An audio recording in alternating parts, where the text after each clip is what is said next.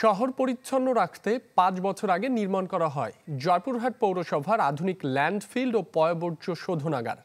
তবে এখনো চালু না হওয়ায় সেখানে ছড়িয়ে আছে আবর্জনা। এজন্য কর্তৃপক্ষের অব্যবস্থাপনাকে দুষছেন স্থানীয়রা। পুরানো দিয়ে নতুন নিতে আজই চলে আসুন আপনার নিকটস্থ ওয়ালটন শোরুমে। জয়পুরহাটের খঞ্জনপুর এলাকা যেন ময়লার ভাগাড়। শহরের সব ময়লা ফেলা হয় এখানে। দুর্গন্ধে এখানকার সড়ক দিয়ে হেঁটে চলাই দায়। অথচ ২০১৯ সালে কড়ইকাদিপুরে তৈরি করা হয় আধুনিক ল্যান্ডফিল্ড ও পয়ঃবর্জ্য শোধনাগার। কিন্তু নির্মাণের ৫ বছর পরও চালু হয়নি এটি। এছাড়া জমি অধিগ্রহণও রয়েছে নানা অভিযোগ। শহরের বাইরে ময়লা ফেলাবে এগুলো বলে তার ফেলায় না, আমাদের সমস্যা হয়। দুর্গন্ধ, মানে এমন দুর্গন্ধ, মানুষ চলাফেরা করতে পারে না।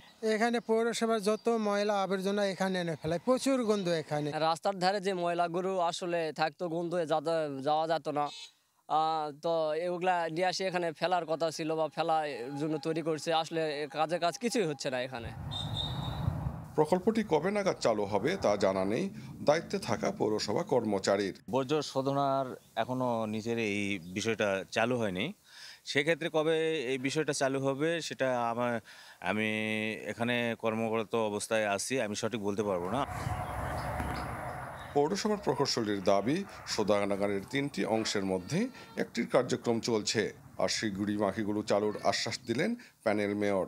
সেপটিক ট্যাঙ্ক থেকে ভেগু ট্রাকের মাধ্যমে আমরা নিজে পয়ঃবর্জ্য শোধনাগারে ফালাই এবং পয়ঃবর্জ্য শোধনাগারটা একদম স্পষ্ট রানিং আছে। আপনি চাইলে আজকে আবেদন করবেন, কালকে আমরা ওখানে নিয়ে যেয়ে ডিসচার্জ করতে পারবো। আমাদের বর্তমানে প্রশাসক মহোদয় পৌরসভার দায়িত্বে আছেন, ওনার সঙ্গে আমরা আলাপ করব। আমাদের মাসিক মিটিংয়ে আলাপ করে আমরা চেষ্টা করব যাতে এটা চালু করা যায় এবং পৌরসভার যত ময়লা আবর্জনা ওখানে আমরা ফেলতে পারি।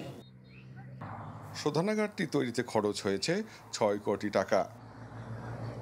হারুনুর রশিদ, চ্যানেল 24, জয়পুরহাট।